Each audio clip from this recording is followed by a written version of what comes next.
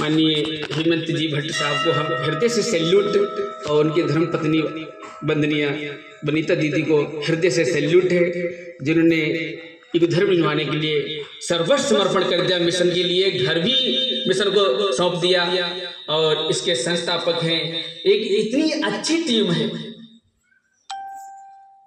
उसी तरह से इस मेवाड़ की टीम को हम क्या कहें, बहुत कुछ भाव आ रहे हैं, लेकिन एक छोटे से भाव में समेट देना चाहेंगे कि ये कि ग्रस्त सदग्रस्त था और उसके घर में आए दिन पति पत्नी में नोकझोंक हुआ करती थी। परेशान हो गया, जो घर जो स्वर्ग था वो नरक में बदल गया। आए दिन पत्नी कुछ कर्कश भाव में थी, कुछ पति आए दिन अनबन होती रहती थी। तो एक दिन मन में विचार आया, वो संत जो हैं उनके घर जाने से वो समस्या का समाधान कर देते हैं, घर को नरक को स्वर्ग में बदल देते हैं, ऐसे सूत्र दे देते हैं। तो वो जाते हैं और उन सत्संगों का समागम हो रहा है, सब अपना अपना दुख लेके आते हैं, ग्रस्त के दुख लेके आते हैं, वहां से वो सूत्र लेके जाते हैं जिससे उनके परिवार में स्वर्गीय अमन चैन आता है। तो वो जाते हैं दिन के 12 बजे, आम सभा उनकी सत्संग मंडली चल रही है और मई जून का दोपहरी का समय है। और जिस तरह से उनके विचार विमर्श हुआ, उन्होंने नतमस्तक चरणों में प्रणाम किया, हे गुरुदेव, हमारा जीवन जो था ग्रस्त आश्रम नरक बन गया है, और हमने सुना है आपके पास वह सूत्र है जिससे जीवन जो होता है राम कृष्ण की तरह और ऋषियों की तरह उनका ग्रस्त जीवन तपोवन बन जाता है। बोले क्या कहना चाहते हो? बोले हमारी पति पत्नी के अंदर तकरार होती रहती है, क्या करें गुरुदेव? वो गुरुदेव को सारी पीड़ा सुना दी। तो गुरुदेव ने अंतर ध्यान समाधिस्थ हो गए और अपनी अर्धांगिनी को आवाज देते हैं कि दीपक जला लाओ। आदेश दे दिया, दीपक जला लाओ।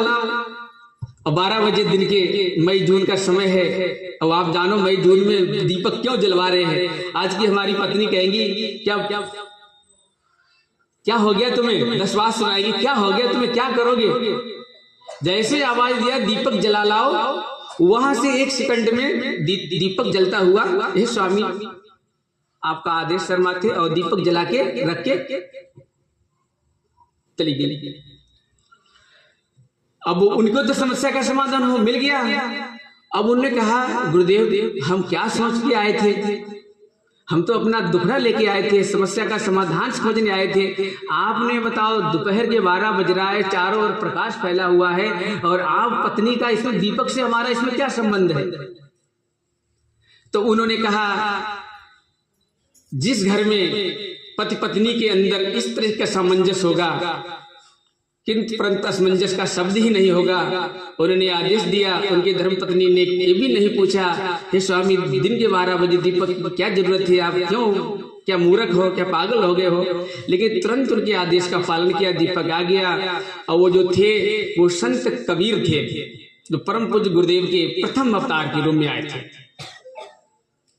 तो हमारा एक कहने का भाव ऐसा है, हमारे यहाँ एक ऐसी शख्सियत है जिसको हम देवदूत कह ले, वहां से ऋषि संसद से पार्लियामेंट से जो आदेश आता है, और उसी सदग्रस्त की तरह उनकी धर्मपत्नी की तरह उस आदेश को सिरोधारी करते हुए, किंतु परंतु असमंजस नहीं, हमारी जो टीम है गायत्री शक्तिपीठ स्वयंवर व्यवस्था समिति, इनको हृदय से सैल्यूट है। हमारे पार्लियामेंट से ऋषि संसद से हेमंत जी भट्ट की तरफ वहां से जो योजना बन के आती है, वो वहां से आदेश देते हैं, हमारी व्यवस्था समेत उसको सर माथे लेकर किंतु परंतु असमंजस नहीं और जुट जाती है। चाहे कन्या कौशल शिविर हो, चाहे प्राकृतिक चिकित्सा शिविर हो, चाहे कोई भी कार्य हो, A to Z वहां से जैसे ही आया संदेश, और हमारी व्यवस्था समेत उस संदेश को हृदय से लेती हुई बहनों की टीम है, भाइयों की टीम है। हमारे बीच में व्यवस्था प्रभारी माननीय सर्वश्री सुनील जी भाई साहब, और हमारे जिला समन्वयक हमारे अशोक ताजावत जी, और जिला उप समन्वयक हमारे सर्वश्री हेमराज जी, और इस व्यवस्था समिति की अध्यक्षता हमारे सर्वश्री माननीय कांतिलाल जी, जो क्या कहें इनके बारे में, हमें पता नहीं चला 16 दिन हुए, 16 महीने हुए कि 16 पल हुए कि 16 घंटे हुए।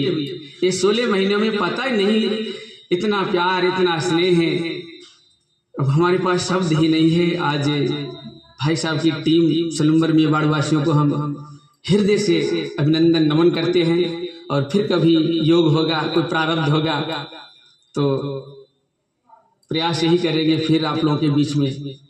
तो हम अपनी छोटी सी भगवान की योजना होती है, कहते हर कोई भी कार्य हो रहा है ऐसे नहीं चल रहा है, भगवान की योजना है। वो कैसी योजना है? गायत्री माता के जो पुजारी थे, एक दिन गायत्री माता से बोले कि मैया कि आप खड़े खड़े थक जाती हैं, क्यों ना आज इस सेवक को अवसर दे दिया जाए। बोले क्या?